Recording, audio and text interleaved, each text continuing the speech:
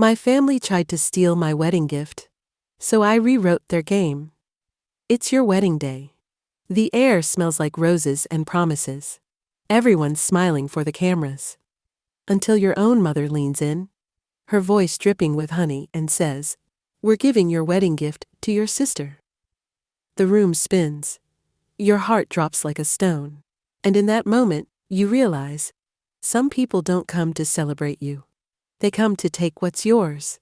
This is the story of Avery Thompson, a woman who learned the hard way who her family really was, and how she turned their betrayal into a masterclass in revenge. Buckle up. This one's a roller coaster. Avery Thompson grew up in a house where love was a transaction. Her mother, Linda, was the kind of woman who kept a mental ledger of every favor, every sacrifice, every smile. Her father, Tom, was a ghost at the dinner table, always nodding, never speaking up. And then there was her younger sister, Chloe, golden-haired, doe-eyed, the family's fragile masterpiece. If Chloe cried, the world stopped. If Avery cried, she was told to toughen up. By age 10, Avery was fixing Chloe's broken toys, while Linda praised Chloe's sensitive spirit. By 16, Avery was working weekends to pay for her own school supplies, while Chloe got new clothes for confidence. It wasn't fair, but fairness wasn't the family currency. Control was. Avery learned early. She was the fixer, the one who made things work so Linda could look perfect and Chloe could shine. Every time she pushed back, Linda's voice would soften, her eyes sharp as glass. "You're so strong, Avery. Don't be selfish." And Avery swallowed it, because what else do you do when you're raised to believe love means surrender? By 28, Avery had clawed her way out of that script. She was a rising interior designer in Seattle, turning empty spaces into art with the precision of someone who'd spent years organizing chaos. Her life was her own, paid her own rent, drove a beat-up Honda she'd saved for, wore confidence like a tailored coat. Then she met Nathan. Nathan wasn't just a guy. He was a promise that the world could be kind. His family was the opposite of hers, warm, grounded. The kind of people who listened when you spoke. They didn't keep score. When Nathan proposed, it wasn't just a ring. It was a future where Avery could finally belong. His parents, Mark and Susan, welcomed her like she'd always been theirs. At the engagement party, they handed her a small velvet box. Inside, a key to a used SUV, nothing fancy, but clean, reliable, titled in Avery's name. "You're building a life together," Mark said, his voice steady. "This is for you to start strong." Avery's throat tightened. For the first time, a gift felt like trust, not a debt. But across the room, Linda's smile was too tight, her eyes flicking to Chloe like a reflex. Avery saw it. She knew that look. Linda was already rewriting the story. The wedding was a dream, or at least it looked like one. The venue glowed under crystal chandeliers, the air thick with lavender and champagne. Avery stood in her lace gown, feeling like she'd finally outrun her past. Nathan's hand was warm in hers, his smile a quiet anchor. But as the band played a soft ballad, Linda glided over, her perfume sharp enough to cut through the sweetness. She leaned in, her voice low, but loud enough for the nearest tables to hear. "We're giving the SUV to Chloe," she said, her smile practiced, perfect. "She needs it more." The words hit like ice water. Avery's stomach lurched, her pulse hammering in her ears. Chloe appeared beside Linda, her sequined dress catching the light like a spotlight she was born to steal. "Relax, Avery," Chloe said, laughing lightly. "It's just a car. You and Nathan can share his." The guests didn't notice, too busy with their wine and small talk, but Avery felt the room tilt. Nathan's hand tightened on hers, his jaw set, his eyes unreadable. That look, it wasn't anger, it was clarity. This wasn't new. Avery's life was a map of moments like this, each one a pinprick that bled her dry. When she was 12, Chloe borrowed her diary and read it to her friends, laughing when Avery cried. Linda called it sisterly teasing. At 19, Avery saved for months to buy a laptop for college, only for Chloe to accidentally spill coffee on it. Linda replaced it. For Chloe. She's sensitive, Linda would say. You're stronger. Avery wasn't stronger. She was just trained to bend. Every time, Avery swallowed the hurt. Told herself it was love. But love doesn't demand you shrink. Love doesn't rewrite your name on someone else's gift. Standing there in her wedding dress, Avery realized something cold and final. Her family didn't love her. They loved what she gave them. The reception pulsed with laughter and clinking glasses, but for Avery, it was a stage set for betrayal. Linda's words hung in the air like smoke. You and Nathan can manage with one car, she said, her hand resting on Avery's arm, fingers pressing just a little too hard. You've always been so practical. The word practical landed like a slap, dressed up as a compliment. Chloe giggled, tossing her hair. It's fine, Avery. I need it for work. You don't mind, right? Avery's heart pounded, a drumbeat drowning out the band. She looked Linda's face, composed, benevolent, so sure she'd won. Then at Chloe, her grin sharp as a blade. This wasn't about a car. It was about every time they'd taken her voice, her space, her worth, and called it family. Avery smiled, small and dangerous. You're right, she said, her voice steady. I don't mind sharing. Linda exhaled, her smile widening, but Nathan's eyes met Avery's. He knew. Across the room, the fairy lights flickered like a storm was coming. Tom shuffled over, sensing the shift. What's going on? He asked, his voice low. Nothing serious, Linda said quickly. Just helping Chloe out. She's had such bad luck with cars. Chloe nodded, her laugh rehearsed. It's fine, Mom. Avery gets it. Avery wasn't getting it. She was done.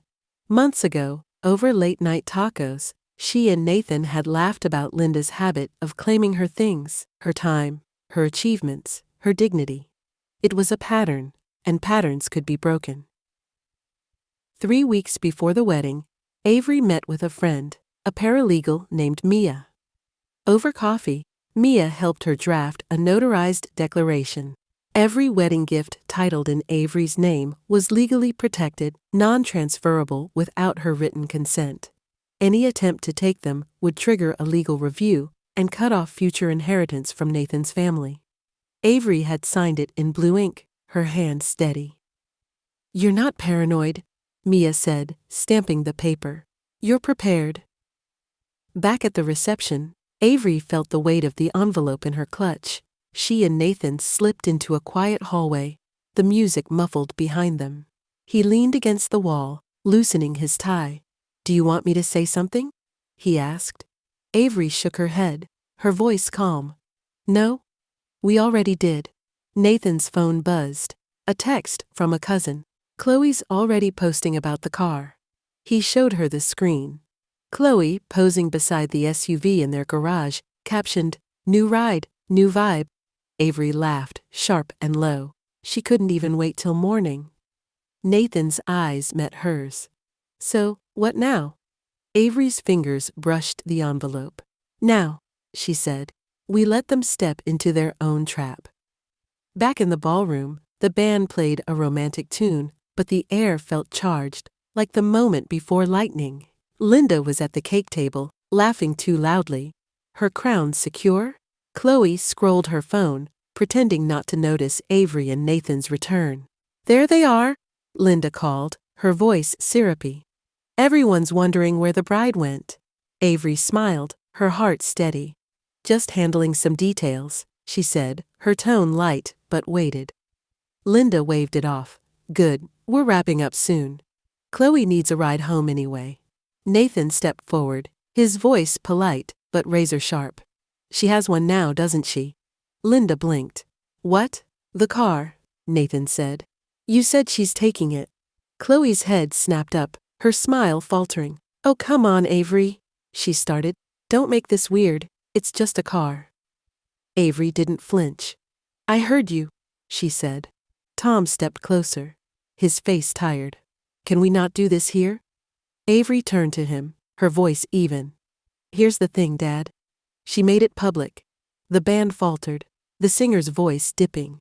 Guests turned, sensing the shift. Linda's smile stiffened. Avery, sweetheart, you're overreacting. It was a misunderstanding. Nathan held out the envelope. You might want to read this before you finish that thought. Linda hesitated, then took it, her fingers trembling slightly. She unfolded the paper, Chloe leaning over her shoulder. The rustle was louder than the music. Confusion crossed Linda's face, then recognition, then a slow drain of color. What is this? She asked, her voice tight. A notarized declaration, Avery said, her voice clear. Signed 3 weeks ago. All wedding gifts in my name are protected. They can't be gifted, sold, or transferred without my consent. Any attempt triggers a legal review and cuts off inheritance from Nathan's family. The room went still. A guest whispered, "Oh damn." Chloe let out a panicked laugh. You can't be serious. Avery met her eyes, unflinching. Completely? Tom exhaled, his voice low. This is petty, Avery. No? She said softly. Petty is stealing from your daughter and calling it love. Linda's voice hardened. We're family. You don't treat us like criminals. Avery didn't blink. You broke into our garage last night. Chloe posted photos of the car. That's not family. That's theft. Chloe stammered. It was a joke. Symbolic. Nathan raised an eyebrow. Symbolic of what exactly? She had no answer. Avery turned to Linda. This isn't about the car. It's about the pattern. You take what's mine, call it kindness, and expect me to thank you. I'm done. Chloe's voice cracked. You're embarrassing us. No? Avery said. I'm ending the script. Nathan's hand found hers, grounding her. He looked at Linda. Keep that paper. It's legal. Linda stared at him, betrayed. You encourage this. Nathan's voice was calm. She didn't need encouragement, just respect. The band started playing again. Hesitant at first, then stronger. Avery and Nathan moved to the dance floor, the guests parting like a tide. Linda stood frozen by the cake, her face pale. Chloe's mascara smudged as she clutched the phone. Tom stared at the floor, the envelope on the table like a bomb no one dared touch. Avery caught their reflections in the ballroom mirrors, her family, unraveling in their own silence. Avery leaned into Nathan. Breathe, he whispered. I am? She said, and for the first time, it was true. When the song ended, she faced her parents one last time. Help isn't theft, she said, and love isn't access. She set her champagne flute beside the envelope and walked away with Nathan, through a sea of quiet stares. Outside, under the Seattle stars, Avery exhaled a lifetime of apologies. Nathan slipped his arm around her. You okay? She nodded. I think I just stopped apologizing. He grinned. About damn time. At home, the kitchen smelled like the morning's coffee, untouched in the chaos of the day. Avery kicked off her heels, the tile cool under her feet. Her phone buzzed. Missed calls from Linda, Chloe, unknown numbers. She turned it face down. Outside, crickets sang, and the silence didn't ache. It healed. Avery's phone screen fading to black, a single cricket chirping. Freedom didn't roar. It whispered.